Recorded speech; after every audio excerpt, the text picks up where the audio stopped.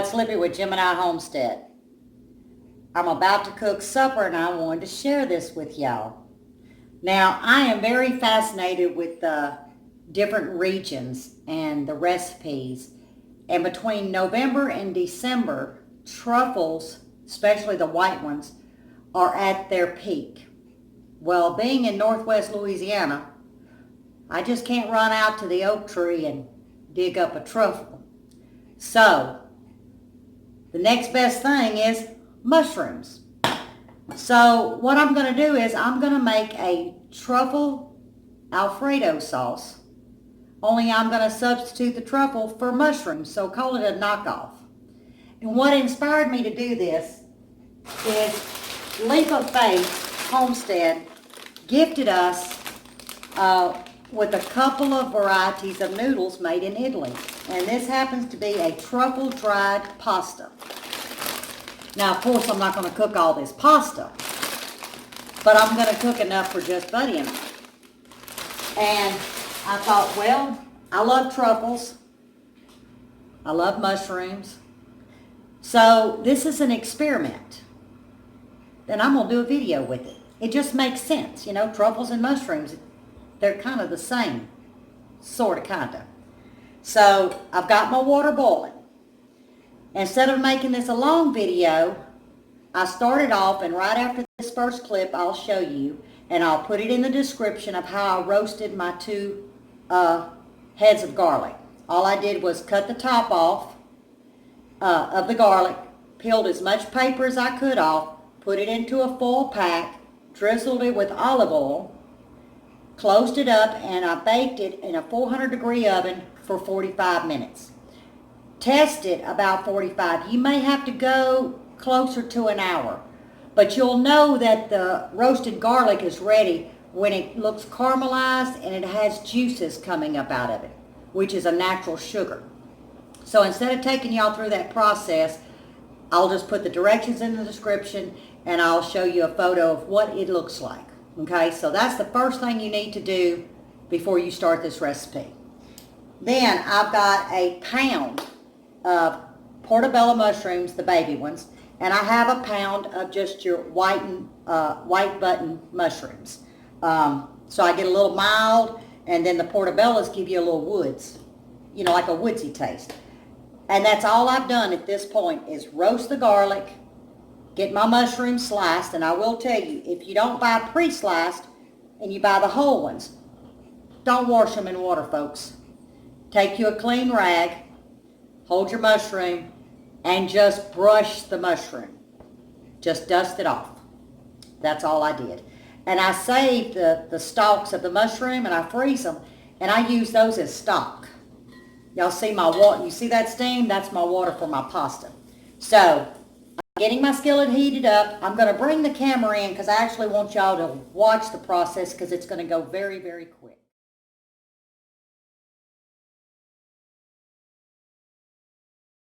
Okay, I got y'all at a better angle, I believe. Now, all I've done at this point is I'm melting a half a stick of unsalted butter. The reason why I'm using, I've got about a medium heat. The reason why I'm using an unsalted butter is because the parmesan cheese has a lot of salt in it. So this is my way of controlling the amount of salt. Plus, when you saute mushrooms, the worst thing you can do at the beginning is add salt because it's going to pull all the water out. And what we are going to try to do is caramelize these mushrooms. Okay?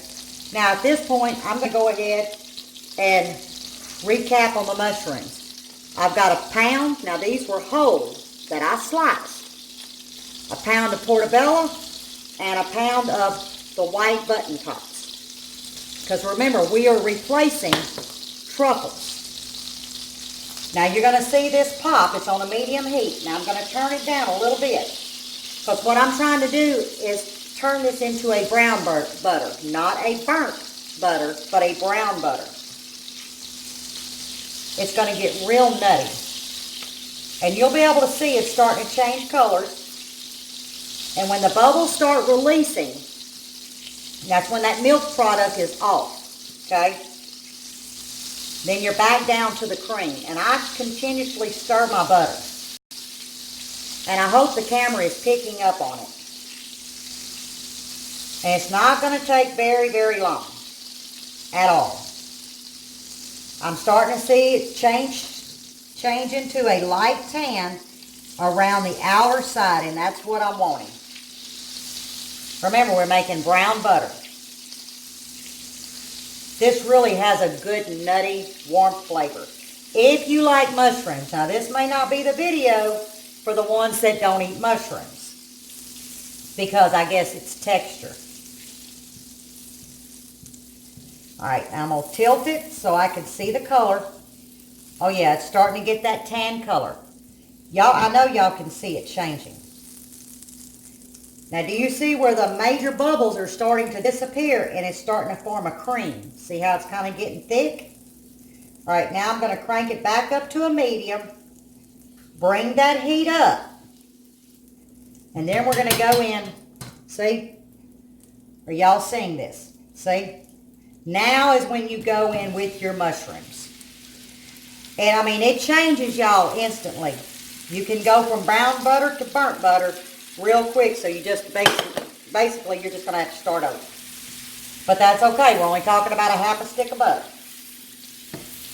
And I'm just going to fold these mushrooms around. I'm going to work them into this butter.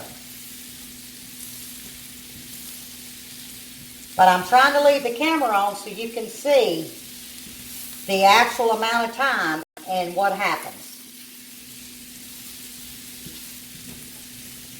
Oh yeah, they're picking up that butter. Now, this is where I'm going to go in with some good olive oil. But I'm going to go around the edge of the skillet. And then I'll bring the oil in. Fold it away and to you. All the way around. If I'd have set it in the center, it actually can blister because it's on, you know, the center, the hottest part of the skillet.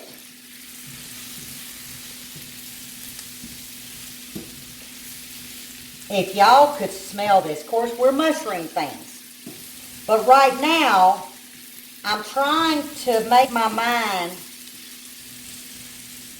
believe this is truffles. And I'll tell y'all something. The first time I ever had a truffle, and I'm sure it wasn't much, we went to visit some friends out of Houston. And we went down to Galveston, to the beach, to eat lunch. It wasn't but about an hour drive. It was a good scenic drive. And they had truffle fries on the menu, French fries. So Lippy says, oh, I got to have that, you know, because I'm so fascinated, you know, with around the world meals. So I got me a plate of these truffle fries. And it had some kind of ketchup, dip, whatever. I didn't even need that dip, but it was good. I took that first bite of that French fry, and I was like, if this is what truffles taste like, I'm a fan. Y'all, that was the best tasting French fries I've ever had in my whole life. So, I start researching. Now, I'm talking, this was maybe 3 years ago, y'all. No, it was 3 years ago. So, I started researching truffles. I quickly found out it's not something I can, you know, it's not going to grow in my area. I also found out that they're extremely expensive.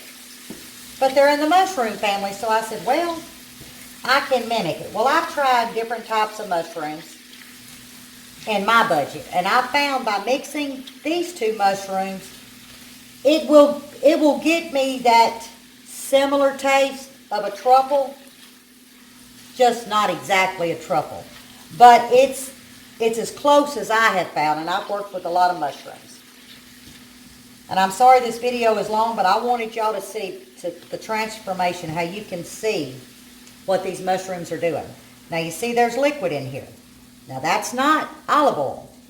That's actually liquid. If I would have put salt on this, it would have just turned to water. And we're trying to caramelize these mushrooms. This is a very easy recipe. I just want to take my time and demonstrate this so y'all, have a clear understanding of what it looks like. That way y'all can repeat this recipe and not be concerned with, I need to do this for 3 minutes, I need to do this for 7 minutes, and so on. Okay, now, I'm between a 4 and a 5. This is a flat top electric stove. I'm going up now between a 5 and a 6. I'm going to angle my heat. I'm using this camera to angle the heat. Okay. Now I have my water over here. Here is that pasta, that truffle soaked dry pasta. Well, like I said, I might have too much pasta here, but hey, there's such thing as leftovers. Okay. Now that the heat is cranking up, I'll turn it up a little bit more. This is now when I'm going to go in with a very little bit. I'm going to use Himalayan salt. Because I want to go ahead and get that water on out so they will sink back down and we can get this sauce going. And it's not going to take much, y'all.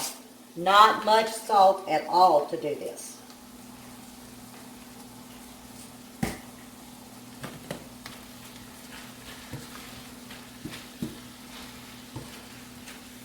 Now,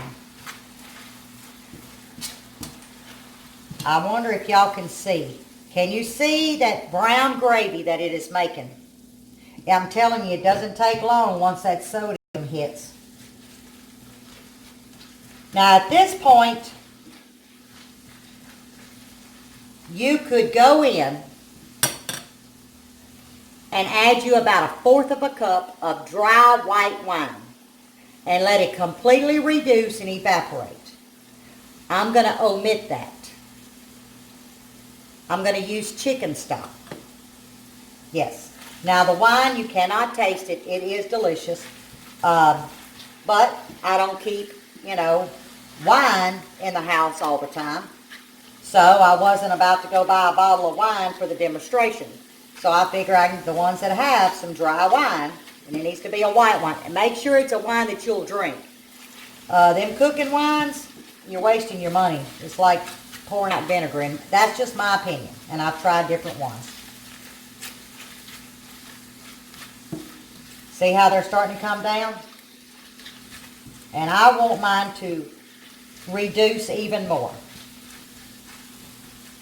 Okay. Now, I'm going to cut the camera off. Y'all bear with me. I'm flattening these out. Because I want them to sit. I'm going to turn it back to medium. Let them sit about 2 minutes. But I've got to pull the rest of my ingredients. So, I will tell you exactly how long, by this clock right here, how long it is between the time I cut the camera off and I come back to the mushrooms. 1.5 minutes, y'all. Now you see, 1.5 minutes, and I'm just now folding them in. Now I tell you, if you want this on a steak, this is the point that you would add a little bit of Worcestershire to it, and a little bit more butter, pull it off the skillet, and you got a fantastic steak topping. But we're not doing steak. Alright, I don't want my mushrooms, we like mushrooms, so I don't want my mushrooms to cook down any further. Now, to these mushrooms, I've got 2 cups of heavy whipping cream. Remember the garlic picture that I showed y'all at the beginning, and the directions will be in the description.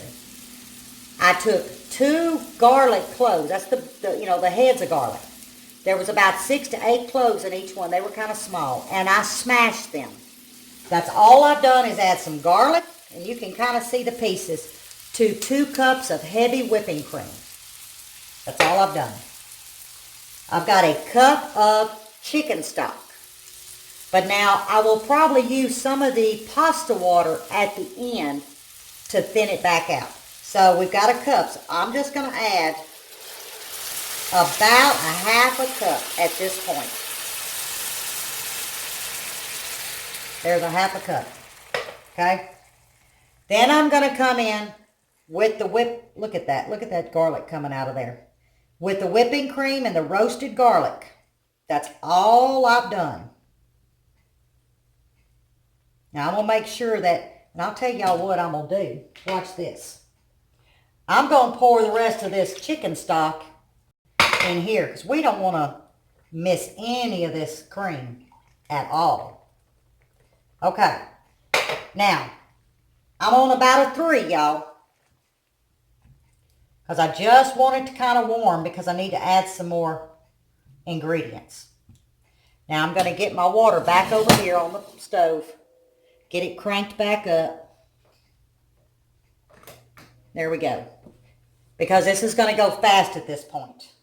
Okay. Now I'm going to come in with just some black pepper.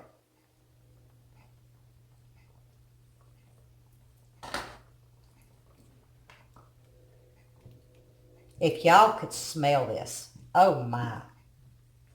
Y'all could just smell this. Now, be right back. Okay. I forgot to pull it out. Nutmeg. I'm not going to put much, but I'm just going to really ramp up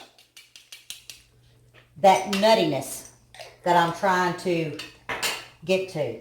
Now that's just an option, y'all. You do not have to do that.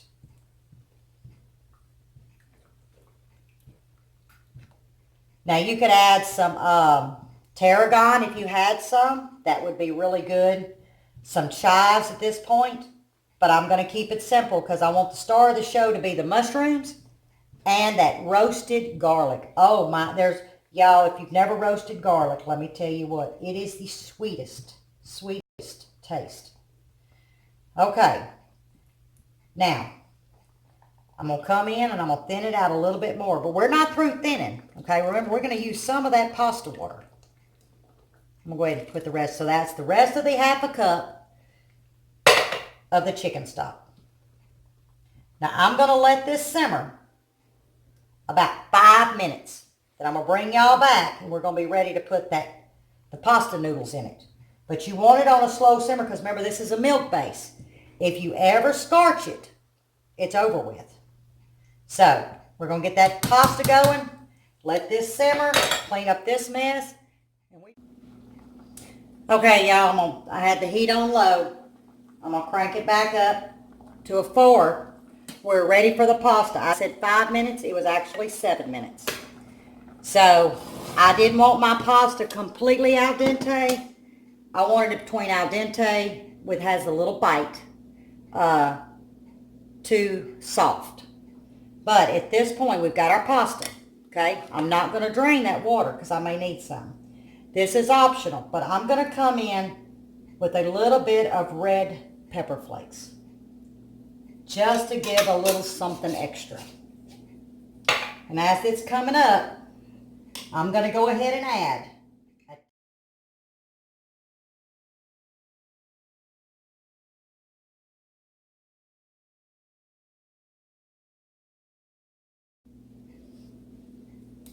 Hey guys, I looked up and the video had stopped, so I stopped. And I looked at my phone and it said I had went over my storage. So I'm just going to go ahead and let y'all know now. I could have not said anything and just looked at the videos. But I like to be transparent and honest. So I freed up my storage. So I will go back where I had cut off, remember? Because what I was doing, all I was doing was putting the pasta in the pot. That is all that I did in between whatever the mess up was. Then I came back in. This is my pasta water. I came back in and I added about 1/4 cup. That's all I did. The fire is off. You've seen nothing. I've done nothing else. And I'm going to come in with a little bit of good olive oil. And I'm just going to kind of go over it. It adds great flavor.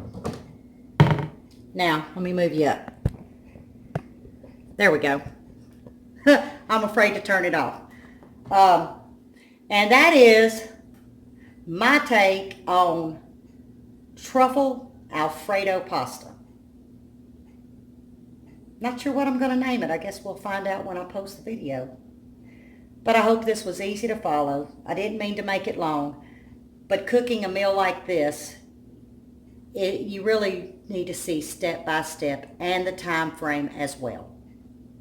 So I hope you enjoy it as much as we're about to. And I'll tell you something, get you some old crusty bread and take you some of that extra roasted garlic. Let me show y'all. And you mix this in with some olive oil and you toast that baguette bread and toast it. Oh, it makes such a good side. This is still hot. I cooked 2 extra because my husband loves to eat roasted garlic. Let's see if I can get it up in here. Oh, it's still hot. I tell you what, I'm going to have to hold it with the bowl. Y'all see, I'm not the best video person. But look. It tastes like sugar. I'm telling you, if you're not a garlic fan, roast your garlic. Because what he's going to do is he's going to pull those pods off and he's just going to put them all over inside his pasta. But I hope you try it. I'm sure you're going to enjoy it if you're a mushroom eater. And until next time, God bless.